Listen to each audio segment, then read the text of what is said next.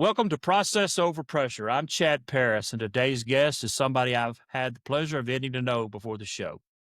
A guy building something really special in St. Louis that I think is going to resonate with a lot of entrepreneurs and operators in the trenches. He's the CEO and co founder of Complete Realty Solutions, a vertically integrated real estate investment and management company with about 50 employees, over 1,000 units under management, and a spot on the Inc. 5000 list for 2025. What struck me about Corey Boxx is the way he talks about people, culture, and doing the right thing, even when it's hard. Corey, welcome to the show. Chad, thank you so much for that wonderful introduction. It's great to connect with you today. Yeah, we're really excited to have you. I when I had the pre-conversation with you, I was like, this is going to be fun. This guy gets it. He understands. He's been there, done that kind of guy. Not an older guy, but he's been through a lot, and I think he's doing something really cool. And I thought, people out there need to hear this story. That's my passion. We're process over pressure. Strong believer in that pressure comes from not having the right process in place. And so I think today's going to be, it's going to be fun. And as we dive into this, so I'm going to fire away some questions, and we'll just dive in and get to know each other, and really hope our audience gets to know you and about you and your company and what you're doing up there in St. Louis. It's a beautiful area, by the way. Love St. Louis. So, Let's go on the so journey. Corey, yeah, let's do it. So, Corey, take me back to the beginning. You mentioned you and Adam uh, were investors first. That's what you did before you started building CRS. And, what did that look like? What was going on in your life at that moment when you decided to say, hey, you know what? I'm betting on myself. Yeah. So Chad, full transparency. I wish I could tell you I had like a master plan. I knew at 7 years old this was the path for me. I had the fortune, my father-in-law. He basically had built a life through real estate. The gentleman didn't graduate high school, but built an incredible, Wow. beautiful life for himself. Father, my wonderful wife, and I just always admired how he carried himself, how he cared for his family, what he had done to become his own boss. And so fast forward to a place in life where my wife and I were fully entrenched in our W-2 jobs. I was working as an executive for an ad agency, ad technology company, and she's a food scientist by trade. And we just started thinking about retirement and the future. And so, had an opportunity to connect with Adam, and he was as passionate about, looking at diversifying your income, planning for retirement, buying some real estate. And so, he was my agent. He started walking properties with me. I look back now and I realize I was that pain in the butt client. I'm kind of define myself as I'm that high action threshold person, which can be a lot for some people in the sense of like I need a lot of information before I feel comfortable making a decision. I'm not an emotional action person, so logic drives me. The more data I have, the better I feel. And so I liked real estate, from an asset class, what the wealth is created for people in this world, the meaning of what it does, providing housing for people. I always thought was like cool, and so Adam helped me walk up, I don't know, probably 20 properties, which is a lot as an agent, especially in like 2016. The market was steady and good. Like he had other clients to work with, but he was just he's good enough in the sense that he was interested in getting started in real estate and he was patient with me. So ended up buying buying my first asset with Adam, and I kind of turned to him and just said, hey. You own a property right now with a four-family at the time that he managed for himself. So would you be willing to own mine or manage mine? And he was kind enough to say yes. And I always make the joke that Adam's probably the best salesperson I've ever met because that was 2016 and I kept buying real estate. And I guess he had a long angle on me there because while I asked him to manage my first couple of duplexes, I guess somehow in his mind, he knew down the road we were going to partner in business and he was going to get me to manage not only my own properties, but his too, and ones for others as well. So, so basically, He flipped the script on you. he did. And, it came down to strengths, right? I was used to Yeah. growing people, developing people, growing businesses, managing teams. And he paid his dues in real estate. So really learned how to buy real estate with no capital and networked around our market to really get to know people and build a great name for himself. And so when you look at what intrinsic skills you have between the two of us. His was identifying opportunities, running those opportunities into success as it relates to real estate. And mine was taking people and understanding a greater goal and then applying that to processes and people. So it was a match made in heaven. And what I mean by that is it almost didn't make it to heavens. 2016, I buy my first property. He has his first property.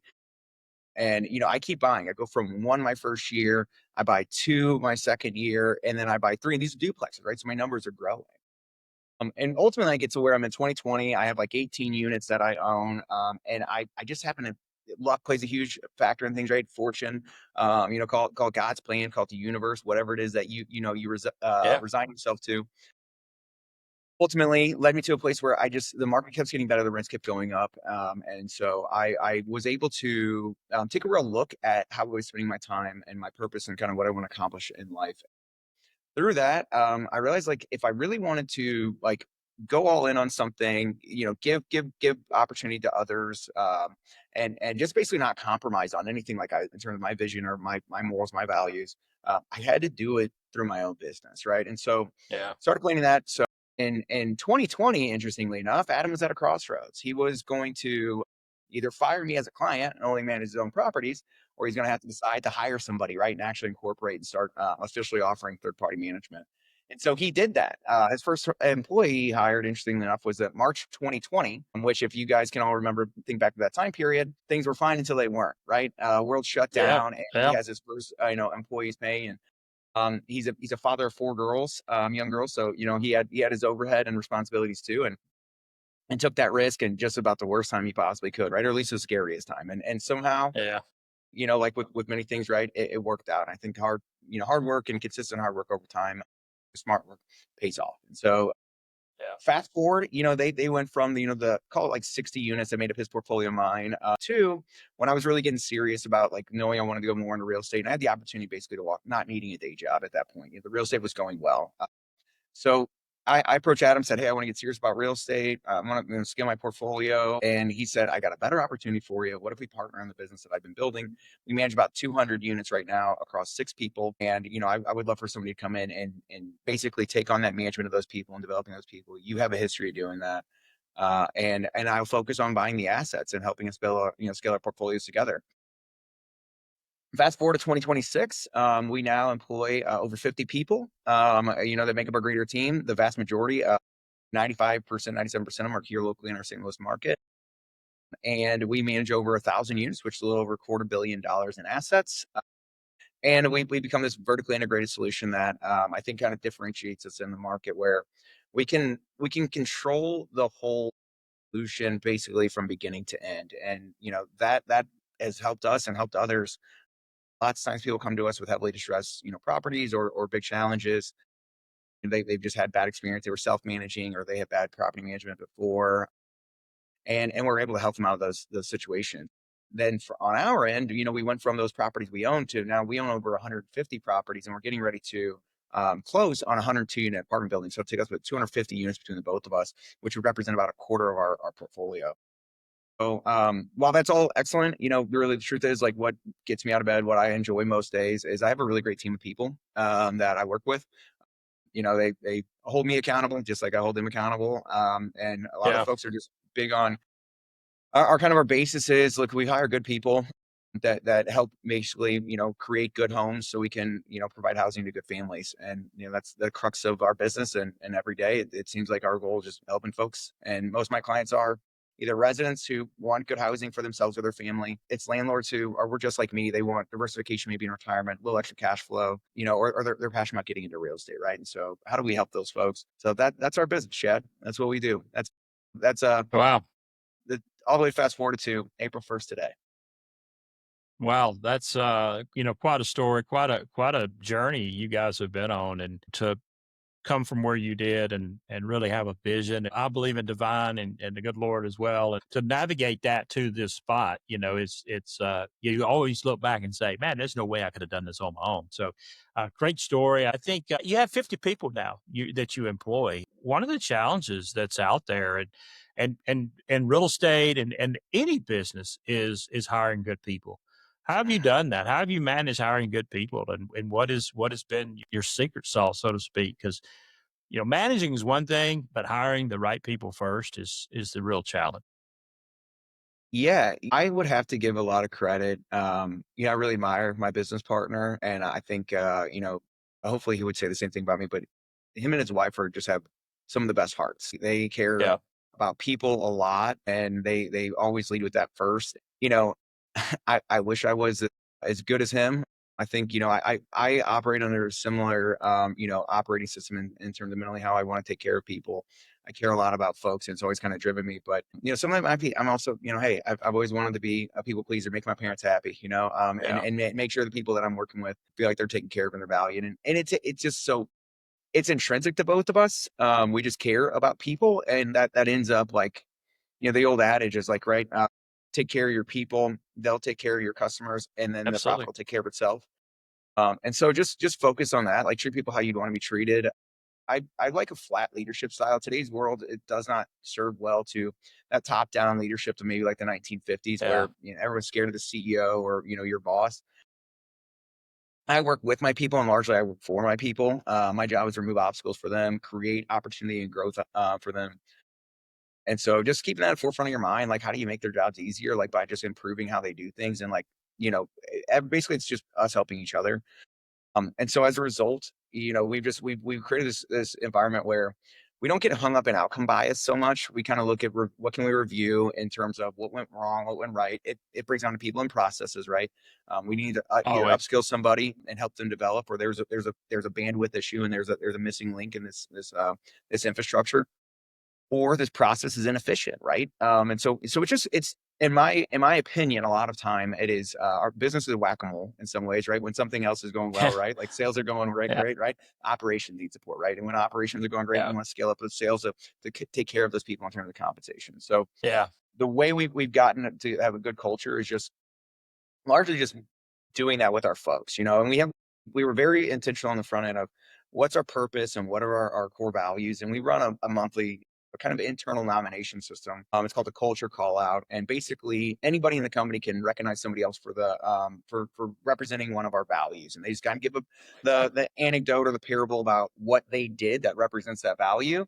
They get entered into a drawing and they just get a bonus on their paycheck, right? It's just a great way for all of us to stop, focus on the positive and focus on each other and recognize each other. And so you start in our business, property management and problem management are kind of interchangeable, right? Buying assets and scaling businesses is wrought with issues, challenges and stresses. So focusing on the positive has been a way that like we realize that like 99% of things are going according to plan. It's the yeah. 1% that we can either amplify in our minds or amplify as a culture that can really kind of like dictate how we all feel. So things like that, just making sure we reinforce like when people do well and try not to, get down on people when they don't. I think it's just largely being good to your fellow person, just like you would, friend, family, Yeah. neighbor, right? Your colleagues are those same for Yeah, it's so true. Myself have been an executive for 15 plus years and hiring people and leading people and coaching people.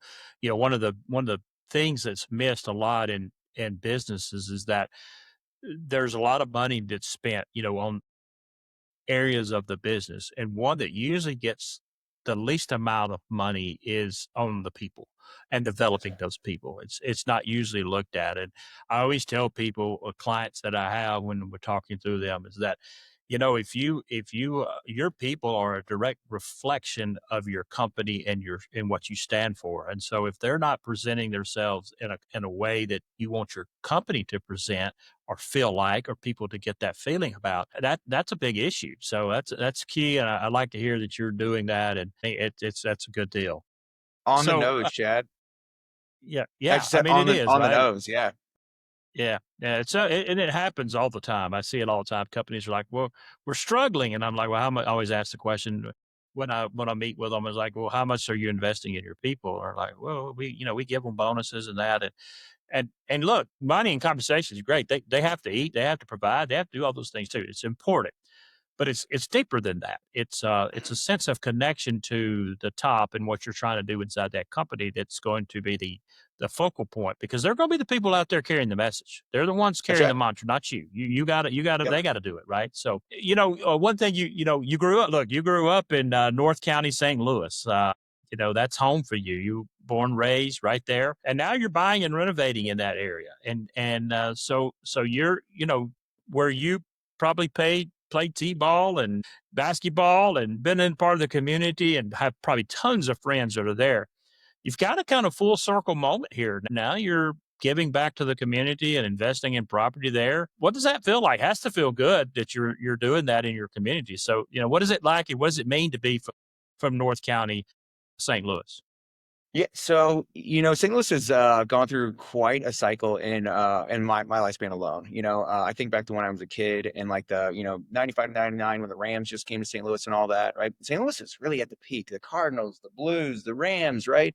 We had the greatest Yeah. show on turf. It was such an incredible community to be a part of, and it still is. But there's been some shifts. St. Louis has made national news over the last 20 years, and it's starting to turn, but for some not great stuff. Some of the Yeah. challenges around safety, some of the challenges around some of the impact to our downtown area, and so that is like one of those things where like you kind of it tells you who you are. Like, are you going to be a person who leans into it? And you're going to be an agent for change, or are you going to be a person who's just going to say, I'm going to pack up, my bag. I've kind of got what I've got out of this place. I'm going to move on. And so I was door number one. And, for me, North County is the area of St. Louis that one, like you said, a lot of sentimental value. My parents still actually own a home in St. Louis. And a large part of our portfolio growth has been in that area. And what I look at is like those individuals have been a backbone of our community forever. The Ford factory used to be over there. Boeing is over in that part of St. Louis, Yeah. employed a lot of people, but they've started changing some of those jobs. And so the economic structure has changed. And so these houses were people got hit really hard in that area in 2008. And so Yeah. you had a couple things come in, right? You have a lot of people who are disconnected from the community who own those assets, and they might have given that community like a slumlord type of name, right? Yeah. Folks who are looking at just simply as a way to make money. You got the other side of things where just people don't have the ability to afford and really like even represent themselves in a way to like create change. And so we wanted to go in, buy these heavily distressed assets, turn them around entirely, turn them into beautiful homes, and put good people in them. I look at it this way. It's like you kind of nailed it with the folks. It's like I think everybody at the very least from even a third party perspective, like knowing the news and media, is probably aware of some like rich, miserable people, right? People have done very well for Yeah. themselves and they can't seem to be happy. And so it was pretty or apparent to me when I was young that ultimately, like, money is certainly no end all be all. It is largely how you feel about what you do, and who you help with it. That's kind of your legacy and how people associate with you. And the influence you carry. And so, I look, I'm certainly by no means the largest, landlord in our community. We're probably the biggest in terms of third party management, but even in that space, we have a lot of work to do. But that's it. I feel good going home thinking about I'm buying one house at a time. I'm buying one apartment building at a time. I'm turning them into nice homes, right? Where people are commenting on how good the craftsmanship, the quality, right? We try to put ourselves in people's shoes and offer solutions for them to improve the experience. So, this is either a stopover for them, in their lives, either into something that's even bigger and nicer, or it becomes a Yeah. stopover before they own their own home, right? And hopefully, we're leading by example, and just building something that folks are like, this is what it looks like when it's done right. Now, I want to be transparent. Like, mistakes happen all the time. Our business is always problem management. I tell folks I won't hear from them for most of the year. Typically, Yeah. we only interact when there's something going wrong. So, but I encourage everybody to let us know what those things are. We take them seriously, and we continuously review our processes and look to improve where we can. The truth is, I'm tied to these assets for a long time, right? I don't have any desire to go anywhere else here in St. Louis. It's all young to me. So, I'm making the bet I have to lay in. So, if you let me know, I'll do my best to turn it around. No, it's good. And I think people, in today's world that we live, most people make decisions uninformed. They don't know, right? And they make assumptions, and they make, for example, when you look at look at kind of what you're doing. Let's say you're going in, you're buying some assets that are in an area that, maybe has been there a long time. And there's always people that's negative, right? It's going to say, "Oh, you're just taking away from homes," and they're not informed, right? They're seeing it out of a lens that's maybe blurry, and they don't understand that, property value and taking these assets maybe in some areas that are a little underprivileged and revamping them and making them nice places to live is really, is kind of the backbone of starting a change in any city that we're in for the good. You're nailing it. It's it's so much, and I think people don't understand that because look, if you dress nice or you put in, and when I say nice, I'm not talking about $1 million suit, but when people change the way they dress or the what put on something new that feels good, they feel good about themselves. Same thing with homes, right? You see new, you see change, you see some nice color. It's a reflection, and people it makes people feel good, and it feels like, I'm in a great community. This is a great community, and nobody wants to ever go, "Well, I live in a terrible community," right? Everybody wants to be in the best community they can live in. That's right. The home is for everyone is it's an area of reprieve. It's sanctity for them. It's where they raise their families. It's where it's ultimately, it's a essential human need. And so providing that and giving people that, like, that's step one. It's foundational to being able to focus on other things in life that allow them to propel themselves forward. I just my parents are salty, they're great people, blue collar folks. My dad's still an electrician, right, commercial electrician. And with that being stated, it's like, I think about some of those things, like, man, I'm so fortunate that I had the folks that were abundant with love. But they had some things go their way. They were able to own a home, on a time period when it was easier to get into it. But that was foundational to where I am. And so, that's how I learned the values. They were able to prioritize time with me, by having those Yeah. things, in order. And so I just, it weighs a lot on me to make sure that we're doing the same things. And I hold, any of our landlords that we work with to that same level of accountability. I'm aware we can't build the Taj Mahal. But I also, I don't think there's a reason if we can improve efficiencies, why not make the additional investment? It's about the same amount of money to cut a corner when you mentally have to put the legwork into thinking about how you're going to get away with that, as it is to go the extra mile. When you actually look at the long-term investment of that extra mile, you get Yep. less turnover, you get less upset individuals. You feel like people are getting a better value. The relationship feels better. That's dividends that pays on, and so it's just a simple, it's a prioritization thing. It's a wisdom thing. By no means do I have all the answers, but that one is pretty clear to me. My grandfather was a World War II vet, and I remember growing up, the thing that he used to say that I love, he said, "If you're gonna do something, do it right. And if you're gonna do it right, do it all the way right. Don't just partly do it." And I'm like, that's so true. Like, why do we cut corners? Let's just do it right, you know? Your grandfather So says that my father says real quick is my father always says, do it right and be done with it. So yeah, that, like, it's funny. They're eh, borrowing from some same type of logic. So I grew up in a household of that. So I appreciate that. it's no, it's so true. So you said something we on our pre-call, we were talking and just kinda, about the podcast, and you said something that kind of stuck with me, and I wanted to bring it up and let you kind of talk about it. I thought it was really interesting.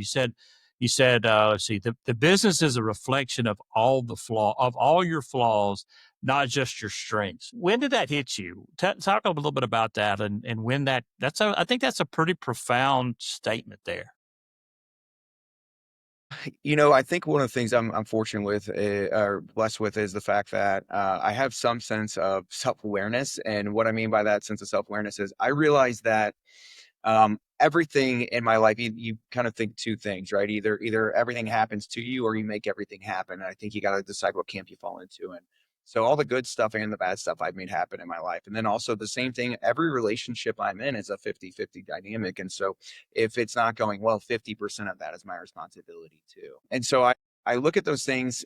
The first place you got to start, and especially if you want to see real change in your business or your dynamics with individuals, is like, what did I not do? What is to be reviewed here? Because we can't go backwards in time, but we can look at commonly, what is my responsibility in this? And sometimes, the simple thing is, if it's new to you, round up, take over responsibility for a lot of those things, right?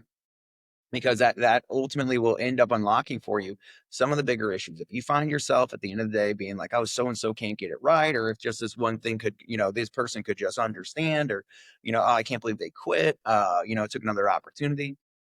There's a real opportunity, that's the that's the window for you to look internally and say, if I did things differently, what would they be, and how could that have possibly changed the outcome here?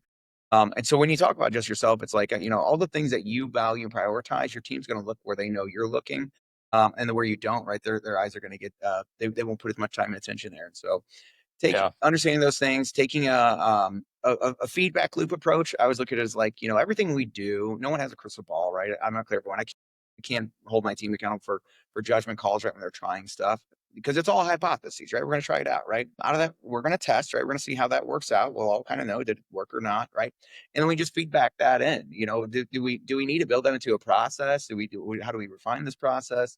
And just keep working on that constantly, and being patient with yourself and your team, that if you work through Yeah. that, you will lift people up with you too. That's the other part, is like, everyone thinks that somehow they just need to get into the right room, or there's this one person around the corner that if they get to know them, right, and that grass is greener Yeah. mindset Yeah. robs you of your current joy and your current upskilling Yeah. of yourself and your people. And so, a huge part to the just is super evident to me is like, it's not them to know what is in my head. It's me to help them figure out what my vision is, and then help them get there. What do I need to do to bridge that gap? And so, Yeah. anything that, a lot of CEOs, a lot of people in our society today, we got this cult of personality going on a little bit. I think everybody's kind of seeing it, in different ways. But it's like, they're going to take credit for all the wins. I would also make sure that they take all the credit for all those losses too, because otherwise you're just going to hit a wall or ceiling. You're not going to get better, and you'll be on your own too. No one no one will have you won't have the respect internally or externally that you need to validate, your journey. Absolutely. I see, look, one thing I'll say, people being a CEO or being an owner or being a founder or running a business is, there's a lot of pressure on that, right? And the wins, the good things makes us feel good. And very often, a lot of CEOs they love to talk about the wins, and they like to, I did that or I did that, and I don't take that as a lot of people take that in a negative, but I think it's a mentality because it reassures that we're doing the right thing. But I think what you said there, and I think so important, is even in those losses can be great victories. And so saying to those people like, "Hey, we messed up here, and I own that, and here's how we're going to address it," makes you feel natural to your people, and like you're actually got an ear, you're listening to them, and you're a human being. You're not going to get. I Yeah. promise you, you're not going to get 100% perfect. Not happening. Yep. And just owning that. And I tell leaders all the time, and I talk to them, is like vulnerable. That's what people want to follow, is a vulnerable leader. Somebody that's okay to say, we tried this, it didn't work. And you know what? It was my decision, but we're going to go in a different direction. That's okay. Don't always have to be the good guy. I want everything. I want everything. Because that doesn't make you authentic at all. No, to your point there, it accelerates trust and buy-in in a lot of ways. One of the things I look at commonly, if you give people the sense that they can't fail without punishment, or that they're like somehow there's going to be recourse for making mistakes, then you're gonna find people trying to keep those things right covered up, right? Everybody then they get real defensive when Absolutely. those things do get brought up. So if you want an environment where people they're proactively thinking about it, and you want your people to think about how they can get better and improve your business, right? Because the role of CEO is not to be business shouldn't flow from them entirely. It should flow through them in a lot of ways. That's right. With that being the case, so like that means that you need to give clear goals and expectations, right? Look into it with them, dig ditches with them, help them understand where they're at, right? And then guidance and coaching to get there, right? That like continue refining that. I had a leader in my life always say, the challenge with telling people, kind of high level stuff, or just like without giving them the why, is like going to me saying, Chad, I want you to paint me a picture of a clown. I could be thinking Bozo the clown, and you could be thinking It the clown, and that's two different dramatically Absolutely. outcomes. So the guidance Absolutely. matters, but your people have to trust that you're going to give them the guidance, and you're going to own that outcome with them too. They have to trust that they can tell you they messed up, so you guys can really actually dive into the root cause. Otherwise, you get into a Yeah, I think self-preservation I think a lot scenario. of times. Absolutely. And I think a lot of times I think people get so caught up in the day to day and trying as a leader and an executive, you have board members that you have to present to and appease and make happy and all those things. Like that's real world. That's true. Mhm. But I think sometimes we get so focused on those things that we forget. I tell people all the time when I meet with CEOs and business leaders and executives, I say, don't forget we go back to the block. I call it the block. I'm a sports guy. I love blocking and tackling, like those little things that we do that sets us up before we get to those board meetings. What have we done in those times to help us be successful? And I think, look, there's only so much time in a day. And as a business owner, you got to really understand where your time's being spent. Is it, and I think that's where AI has been, is a useful tool is what is being spent in your day that's taking away from you to be able to develop the company. And develop a company means people, means the process, means redefining the wrongs that's not working and how to make them right. All those things is what a leader should be thinking of 2 steps in advance for his people to flow. And that's a big killer for a lot of companies because they're not able to do that. They're too involved. Completely agree. Completely agree. Obviously, you want to decentralize everybody be thinking like you do, and be able to self-solve. That gives your folks a sense of confidence too, a sense of self-worth, in what they do. And just, be part of your legacy, right? Yeah. In today's world, few folks are going to stay at the same company for 40 years, right? Into retirement and pension. So they'll be with you, 5 years, 10 years, 20 years, maybe all the way the whole journey, but they will probably have another boss and had someone before you. Are you going to be the person they're going to speak highly of that, and credit for helping them in life? Or are you Absolutely. the person that they would say, I got PTSD. I never want to see that, work with in that type of environment with that type of person ever again. So Yeah, absolutely. So, another question here I have for you, kind of moving into this. You describe yourself as a fully vertical, not common in your space, not very common yeah, at all. Most people kind of focus on their lane and do one or the others. Why did you decide to do that? Because your model is very different than the norm of out there. yeah. It's funny. I always tell folks a lot of things that we do now was out of necessity, but certainly not a desire. So what I mean by that is desire to create a good product. Desire to create a good service and experience, right? Desire to build a, basically give your team a lifestyle raise too, right? Like to let some of the pains subside, right? To be improved upon. So, we were, and most people in my space, right? They partner with folks or they outsource certain elements of their business, and maintenance and construction is a big one in our business. But you don't have to pay attention to the news to understand there's a big demand in the skilled trade labor, and that as a result, right there.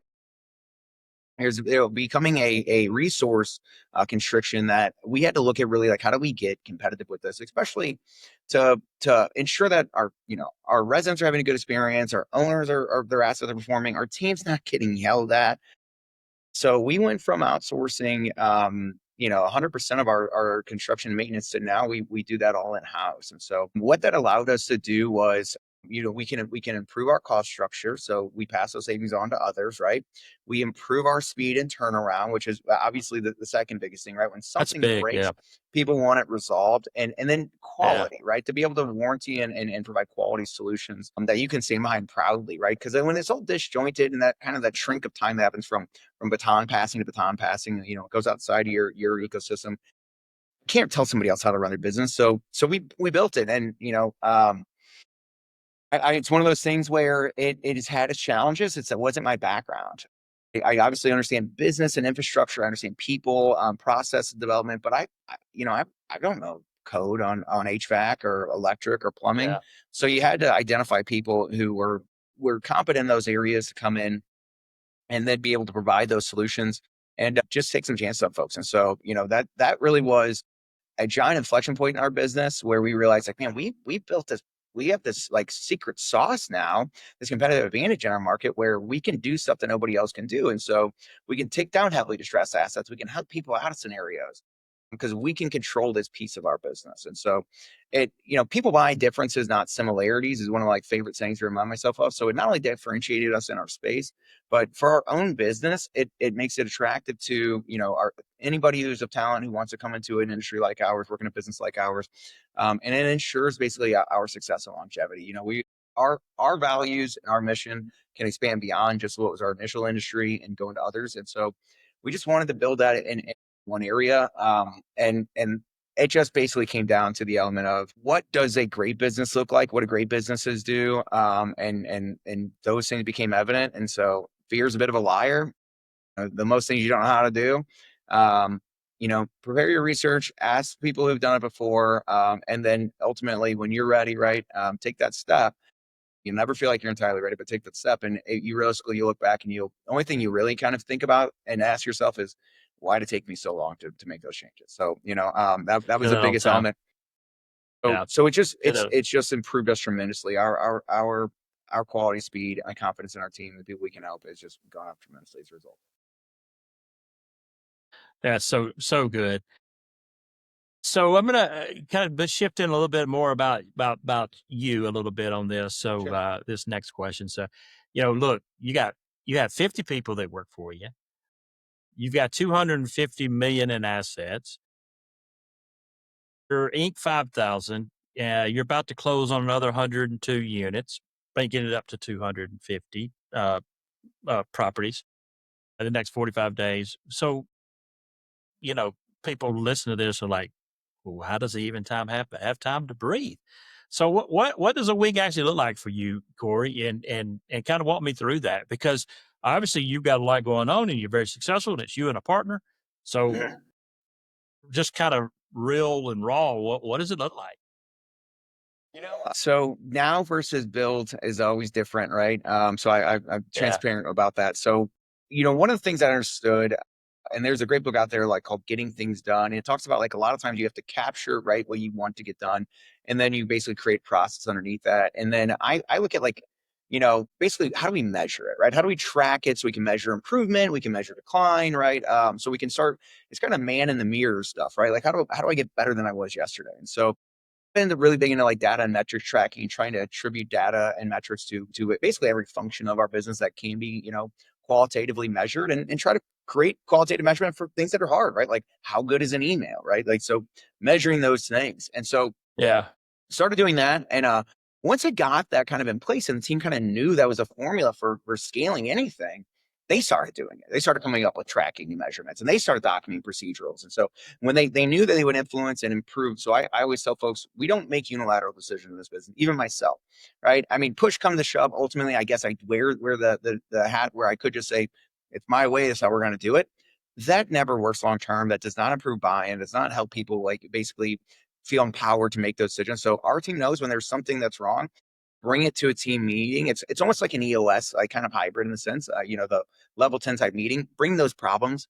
We triage those problems. And then, ultimately once that project is green lit, the team then works on developing procedures, roll it out to the greater team so we can talk about how it impacts downstream. And then how do we measure and track that? And so then once that became the process and the way everybody thought, a lot of my meeting just became how do I high level keep an eye on the leading metrics and the lagging metrics, right? To know if we're moving in the right direction so things don't get too far away from us, right? But then how do I help my team understand how that translates to the work they do? And so now, I meet with them to see what they're accountable to themselves for and where they're at with those progresses. And there's high level stuff that gets escalated that obviously it's an opportunity to not do anything alone, right? Do that with them and help them understand how do I think through this and how do I solve this problem? And then that way they start doing those same things. And so that's been I meet with my internal team a lot. I'm also big on vetting owners and landlords and clients on the front end. My thought out of that is if I put my team in a place to work with somebody who's not going to treat them professionally and be respectful to them, right? And we've all seen that, right? We all see people punch down on other people. I'm allowing outside factors to create a negative environment, and not to say we can't take feedback, right? Our business is a lot of Yeah. times dealing with managing emotion, right? So we get a lot of folks who reach out to us and they need us to help them. And with that, I just ultimately think to myself, okay, I can't, if I don't align with these people from a value standpoint and they don't understand what we provide in its entirety, and I don't set up those expectations on the front end, I'm opening myself up to this ultimately coming in and costing us more in the long run, right? So you spend more time in firefighting, it takes 3 times the resources to fix a problem than it does to avoid it on the front end. So I meet with those clients, I meet with my team, keep my eye on the day to day, make sure I'm working, making time to create bigger visions and where like from a, abstract esoteric higher level view do we go? Where's the next opportunity for our business? And That then it takes just like knowing your people and what their goals are and how do you align with their goals to help them realize them inside your business. And so that's where the time goes. Yeah, I know for myself, personally, I think I'm gonna say this. You come across this way, and if I miss it, that's fine. You can correct me. But you're a lot like me. I'm a perfectionist. I like things to be good. I like things to be done well. I'm, kind of, I'm built that way, right? I think that's Yeah, why I was probably really good being an executive because I was attention to details. Also comes with some flaws in that. Me sure. personally as well. Sometimes we have too much on our plate or we don't like to hand it off. I'm sure you don't do that. I bet you don't have any of that problem, do you? Probably my greatest flaw as a leader. I'm a bit of Me too. a Me too. perfectionist to your regard. I'm a perfectionist, man. I like it to be done right. I want it to be good. And I'm sure if you believe that way, I think you do. Sometimes I'm bad about taking stuff off my plate and giving it to other people. I spend time on things I probably shouldn't do. Do you is that fair to say you probably the same way a little bit? I think that we have an issue. All of us is think the picture is just what we see right here, and you got to basically zoom out. A lot of times, my practice is for you, and I don't know if you want the long answer, the short answer on that one, but my practice is I write down all the things that are plaguing me, right? That are like seem like they're eating up a lot of my time or that aren't going the way I want, right? And I also write down what, and I use a remarkable, right? So it does go through the cloud. I have a record of this, and I write down what I should be spending my time on, right? What are my key focuses, and what are the most important things I could do right now that make the biggest move in my business? And you cross reference that list, and then you basically have to look at like, all right. I mean, it's almost always simpler than we think it is. And how do we delegate to some of those other people, or potentially, maybe it's no longer value in our business, and we need to look at just like nixing that as a process. So that's how I kind of go through that audit. It's so true, and it's hard, right? It's hard to because we want it to be done well, and I hear this all the time by leaders, like, "I might as well just do it because I want it done right." And they miss a great learning opportunity for their people when they do that because you're always gonna if you have that mindset, it's easy to say listen, it's easy to say that, and we do it, and then what we're doing is we're robbing our people of an opportunity to step up or give them a chance to step up. I talk to leaders and work with CEOs all the time, that owners that it's just look, it's this is my business. I'm passionate. I love it. It's mine. I want it to be perfect. They just it's easier and quicker sometimes for them to just say, I know how I want it done. I'll just do it. And that's I understand it and I get it, but if we keep doing that, what we're doing is we're hiring people that's really just sitting there doing nothing because they're not learning anything. We're That's taking right. it away from 'em. Yeah. So one of the last questions here, we're almost done, and I wanted to ask, and I ask this all the time. What is a time when you started this company that maybe you said, "Hey, I'm walking away from this. I don't want to do this." And maybe it hasn't happened, but maybe there was a time when something got hard or whatever. And I think if you've been in business long enough, that's going to happen. So maybe tell a little story about that, about what happened and why you kind of looked at it and how it, you know, like worked through that. Yeah, yeah. So I'll start with like basically one of our company values is we're committed to the commitment, which means that like the love for what you do will come and go at times, right? That's everyone, right? You even see professional athletes, right? They're playing a game they love, and it just seems like they're playing it without the passion they once had.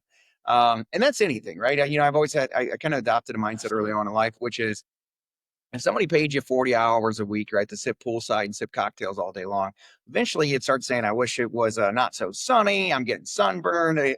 I hate Hell yeah. drinking, so things start weighing on everybody, right? If you do anything enough, right, it stops being a joy and a luxury. So you got to find the joy in it. So, the biggest times that the hardest challenges I've really had has largely been when we lost key people, right? And I couldn't be Yeah. happier for them, right? Where opportunities present themselves or and sometimes opportunities, sometimes it's just life changes. Folks, in and out of relationships, their significant other get a job opportunity that moves them, things like that, right? Have come about. And it's hard not to be like, I gotta climb the mountain again, right? I got to build somebody into this key role again. And, how are we going to, what to do it? And do I have the zest to do it? And, there's always, it's that grief cycle and there's a woe is me period. But it shouldn't last more than like a day. If it does, you really probably want to do an audit. Like, what about your business overall is causing that for you to be Yeah. the challenge?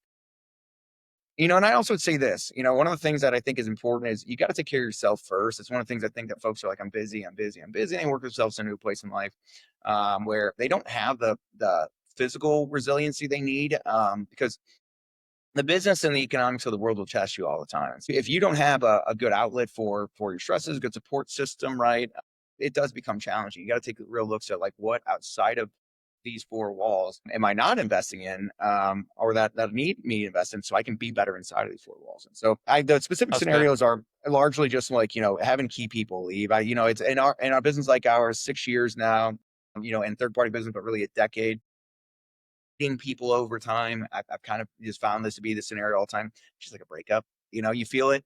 Those are the biggest challenges, and I, Yeah, I think yeah, that also speaks to what do you value, right? If you value profit, you're going to hate the yeah. accounts left, right? Sometimes I see those things as blessings, right? If you value people and what you're doing as a business, you're going to hate when your people leave, and that's kind of always been the hardest part for me. Is like I like the folks I do business with. I truly invest in them and I care about them. I'm a bit of I'm a serious person here, at work. Like I obviously have a warm personality. I think that people pick up on pretty quickly. I'm personable, but when it comes to work, like I lock in. I like to do my work here, so I work real hard while I'm here, and so ultimately I can invest some things outside of here when I'm not. And what that creates is they might not know that I care, but I care about all of them. Yeah. They gave me their time where they could spend it anywhere else in the world. And they chose to be here and help our business, and so I owe something to them, for as long as they basically will be willing to accept the help I provide. That's awesome. Last question. This is it. Uh, if you could whisper to Corey 10 years ago, before the Inc. 5000 and all the property and all the growth that you've had, what was one thing that you would whisper to that Corey back then that you know now? Trust that it's all going to work out the way it's supposed to, even if it doesn't. It's good. That's good. The things that don't work out sometimes feel really crushing to us, but they typically fall apart for someone else to fall together. I spent a lot of time robbing my current, self, my younger years joy because I was too focused on getting that next destination. And I realized like, you basically fast forward through life. You're like that Adam Sandler movie Click, and you end up you forget that like this is it. This is what you always, 10 years ago you wanted this. Just remember that. And so like this is you couldn't have just think it was only going to be sunshine and rainbows. So that'd be it. Trust that I'll work out the way it should when and it will. Corey, thank you so much. It's been a pleasure having you on today and talking to you. And I could probably talk to you for hours. And I think, your story is amazing. I think what you've done there in St. Louis and just the passion you have for that community and what you're doing with your own people. I think it's a breath of fresh air. So I really appreciate your time. So if someone out there was wanting to follow what you're doing or getting contact with you guys, how would they do that? Yeah. Our website, one of the easiest ones, crsagents.com. You can basically go on there. We got a lot of great tools if you're a real estate investor, you're a resident, you can see our inventory of housing. If you're looking to, come on board with us as an employee, you can apply through our website, or you can schedule time to meet with me directly to talk about, either your investments in real estate or getting started in real estate. So those are the easiest. I'm one of those folks. I'm not huge on social media, but I'm always available. It's our business. You can get a hold of me. Great. Thank you. And as always, guys, this is Chad Paris with Stonefly Consulting, Process Over Pressure. Anyone hears this today and something resonates and maybe want to work through some scenarios to help your business grow, I'm always here. You can reach me at stoneflyconsulting.com. Thanks, and I hope you all have a wonderful day.